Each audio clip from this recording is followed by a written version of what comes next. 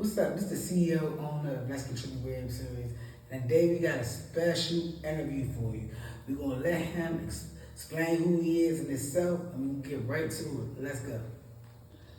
Alright, so today who we have with us? We have Toniopixs. What's up, Toniopixs? Okay, Toniopixs, tell us a little bit about yourself before we go into this interview. Well, I'm 31 years old and I'm from DC, Southeast DC.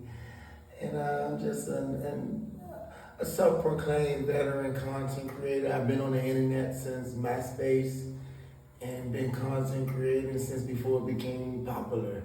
And that's it about me. So, Tonio, what part of Southeast are you from, and what was it like growing up there? Well, I'm from the deeper part of Southeast. So let me stop playing. I'm from 22nd Street, and I've been here my whole life.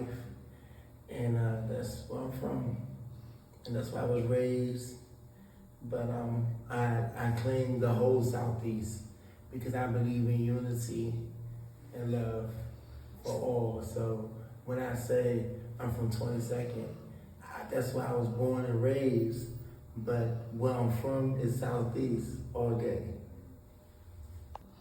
All right, Tonio, so when you think about your childhood at Southeast, what's the first memory that comes to mind? When I think about my childhood in Southeast, the first memory that comes to mind, it will be Miss Edith.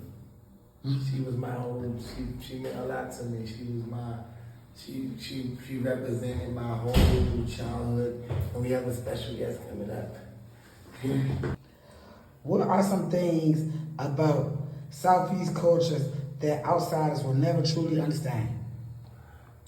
I think our music, maybe our traumas, maybe our unity, maybe they never understand, like maybe, once again, I don't want to talk bad about Southeast, but you may see a woman from Southeast who may be angry or irritable, and that's because, our women in this area, they some of them wasn't dealt a great hand, so they got to take all it in on their own, and so sometimes they come with irritability.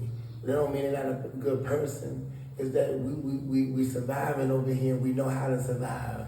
And so a lot of people may not understand our anger sometimes, you know what I'm saying, over here. But if you can live over here, you can live anywhere. So, Mr. Toniopixs, how did growing up in Southeast DC shape you to the person you are today? Like I said in the last answer, it gave me the tools I need to face the real world. Southeast is an amazing place with some amazing people, and it's just amazing.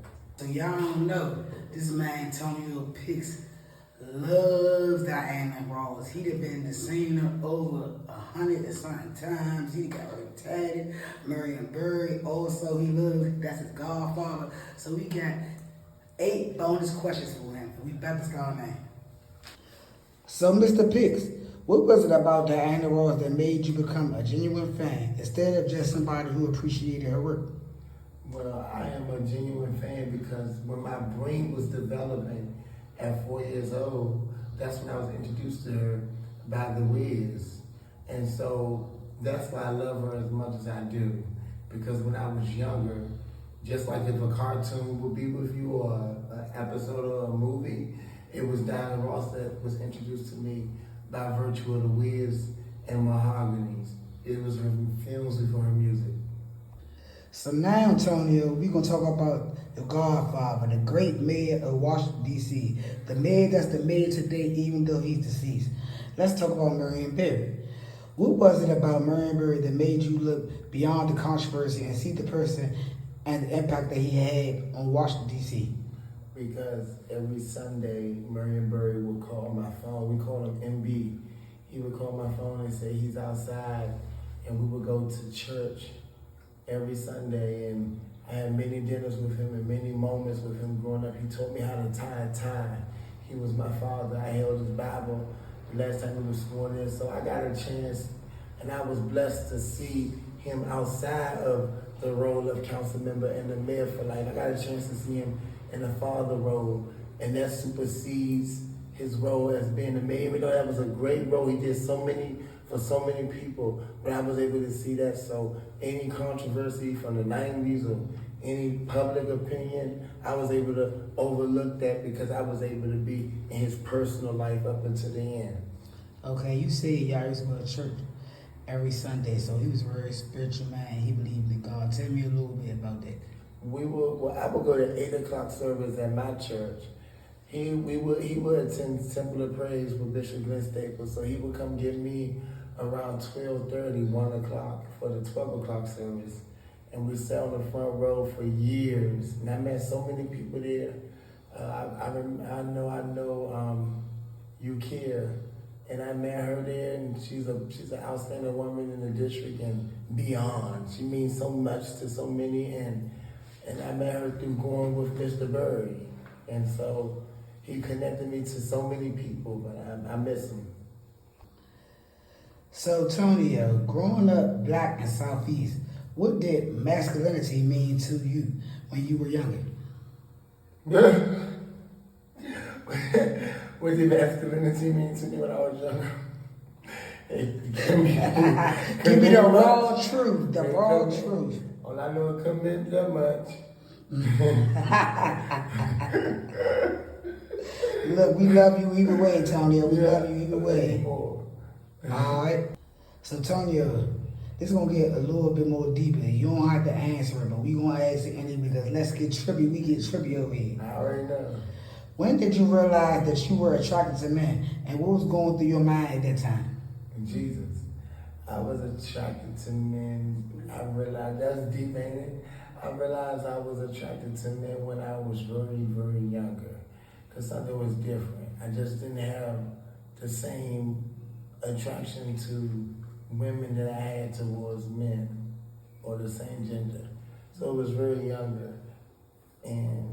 But I couldn't act on it because of my environment didn't make it easier. So I had to think that I was covering up, my love for the same sex. But, everybody in the hood kind of knew it. Everybody kind of, it wasn't really no secret with me because I ain't really wasting no women time, So this is gonna help a lot of people that's going through this, Tonio. So about what age you think you were attracted to men? This is not to bash you, this is to help the younger youth.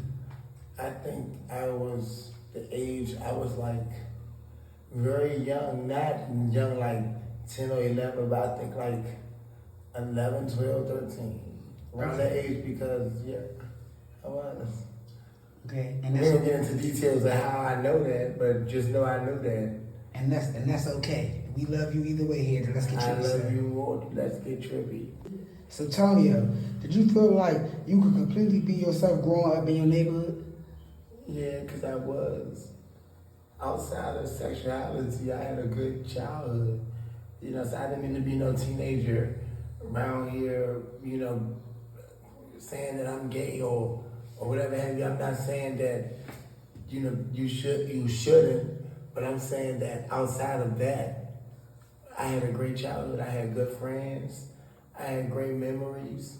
I had great moments. I had great parents. I had a great village. So it was just not easy for me to say what I say today. Hey, and here, and then let's get trippy. Wave serious, I gotta vouch for that. We always loved Tonio. We always knew he was gay, and we always loved him around the hood. Okay. So, Tonio, we going back to the queen, the one you love the most, the one you seen over 100 and some times.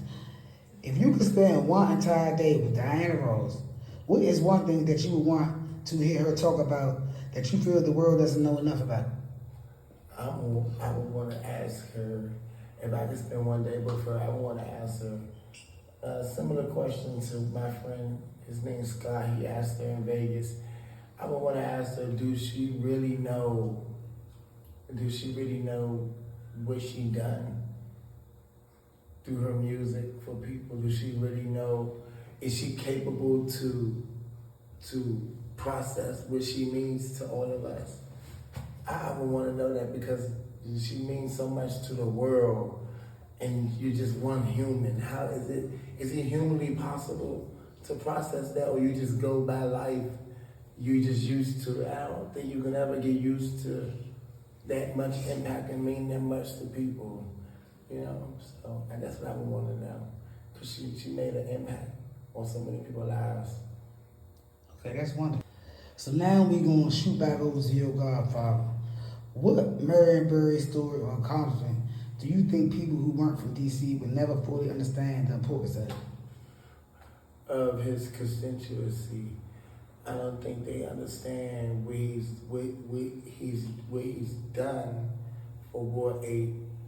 D.C. and all, but Ward 8 alone. So when you come to this part of D.C.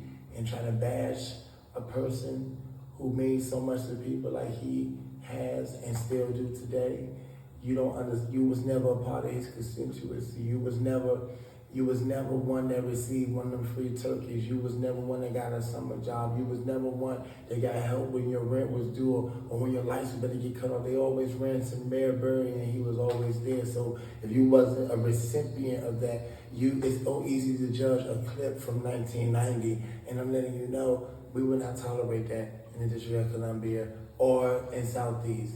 At all. No Marionberry slander. No, you got. That's the mayor for life. I can't promise it what'll happen to you, but I can promise something gonna happen to you. I don't know what's gonna happen, but I just know you can't come in this part of town and talk about the mayor for life. And so many words, just don't try. Yeah. So Tonio, growing up in Southeast DC, what did friendship mean to you when you were younger? And has that definition changed as you got older? Yeah, it changed a little bit, but growing up in Southeast DC, younger, friendship means so much to me because we have people like yourself, we call sandbox. Mm-hmm. And that terminology come from since we were little, we was in the sandbox, we was in the playground. We grew up together. Like this is homebound. But my definition has changed, lately, because sometimes you grow apart and stuff like that, but I'm your friend to the end. I'm your friend through thick and thin. Mr. Burr used to say, it thickens up and they thin out. I'm your friend too. I can't be your friend no more. So, and even if I'm your friend from afar, even if I can't talk to you every day, I'm still your friend. I still love you. I don't wish harm for nobody. And I can vouch, he's a very good friend. I've been friends with this man 20 plus years. Right. I think we had one argument, and that's about it. And I can't remember what it was about. Something dumb. Yeah. It don't matter.